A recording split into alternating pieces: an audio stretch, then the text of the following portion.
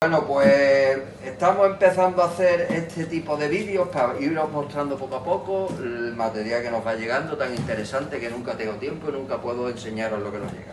Bueno, pues nos acaba de llegar el King Crab, ¿vale? Un cangrejo, viene de Rusia, del mar de Bering, con su pegatinita.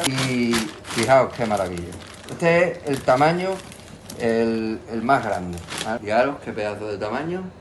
Los hay a veces que me llegan más grandes todavía, pero vamos, este es bastante, este es el más grande. Lo que pasa es que en tamaño es el que hay veces que llega un poquito más grande, pero vamos, fijaos qué pinzas, mirad, fijaos qué pinzas más espectacular. Y bueno, pues este es el producto que vamos trayendo, un producto, viene ultra congelado con este glaseado para que no se queme, que aguante tiempo.